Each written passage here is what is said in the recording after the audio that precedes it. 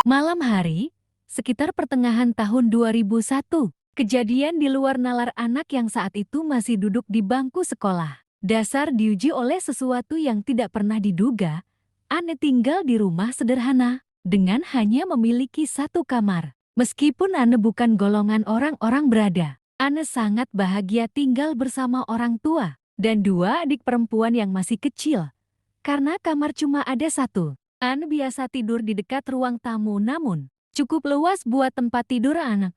Orang tua Anne juga tidur tak jauh dari kasur Anne. Sedangkan dua adik perempuan Anne tidur di kamar. Kadang mama tidur bersama mereka dan Anne bersama ayah.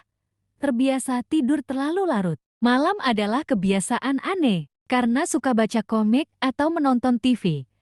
Tapi mama tidak suka kebiasaan Anne tidur larut malam itu karena besoknya harus bangun pagi untuk berangkat sekolah. Namun malam itu tidak seperti biasanya. Mama sibuk dengan urusan dapur karena mempersiapkan catering buat acara kecil-kecilan esok hari. Semuanya ia lakukan sendiri hingga tanpa terasa. Malam sudah semakin larut dan Anne belum tidur. Hanya membalikan badan membelakangi jalan dari arah pintu depan. Ayah sedang tugas jaga malam dan seharusnya tidak lama lagi ia pulang ke rumah. Kedua adik Anne sudah lebih dahulu tidur pulas. Lalu tak lama, kemudian pintu diketok oleh seseorang. Dan tak lama kemudian mama membukakan pintu. Kenapa bukan Anne? Karena Anne berpura-pura sudah tidur. Kalau sampai ketahuan Anne belum tidur, bakal dimarahi deh sama mama. Pintu dibuka dan tanpa ragu mama mempersilahkan ayah untuk masuk dan mama langsung menutup pintu karena kondisi di luar dingin sekali. Terdengar mama sedikit mengobrol telah menyediakan kopi tapi langsung buru-buru akan masakannya khawatir akan gosong. Terdengar gerak langkah kakinya langsung cepat menuju ke dapur. Sedangkan segelas kopi sudah disiapkan mama di meja ruang tamu. Seperti kebiasaan ayah Anne kalau nggak minum kopi, menyalakan TV dan langsung tiduran.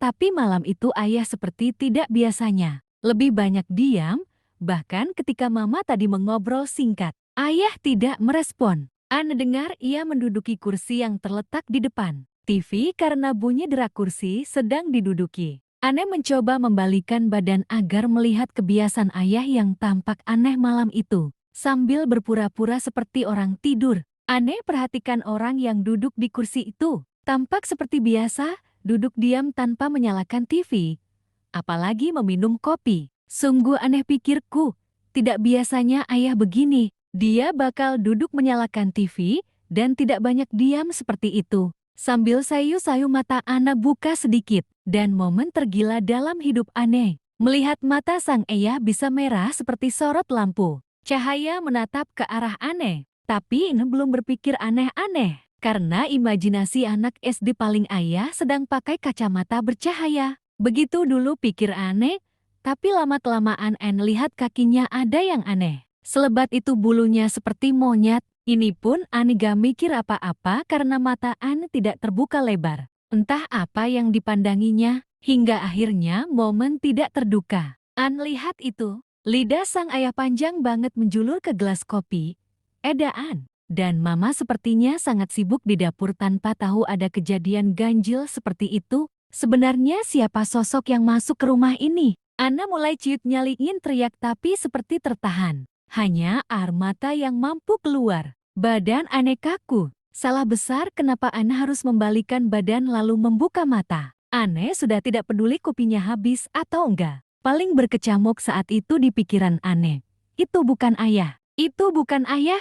Akhirnya perasaan Anne yang sudah semakin tersiksa terobati dengan ketukan pintu dari orang kedua. Ya, dia ayah Anne yang asli. Pintu masih dalam keadaan terkunci rapat dan suara ayah terdengar memanggil mama. Sosok ayah yang tadi duduk di kursi seperti hilang entah kemana. Mama yang mendengar suara memanggilnya, seperti seolah meminta ayah yang duduk di kursi untuk memeriksa siapa orang di luar. Karena pikir mama jarang sekali orang bertamu larut malam begini. Namun karena mama tidak tahu, ayah lama sekali menunggu di luar. Dan Anne masih belum berani beranjak dari kasur Anne. Ingin membukakan pintu tapi masih gemetaran. Tidak lama sepertinya mama kesal juga. Karena ayah yang dimintai tolong tidak kunjung memeriksa siapa orang mengetuk pintu. Terdengar juga dari luar sepertinya ayah sangat marah. Ketukan pintunya semakin keras, hingga mama akhirnya menuju pintu depan lalu berteriak, "Siapa? Siapa?" Ayah dengan nada kesal,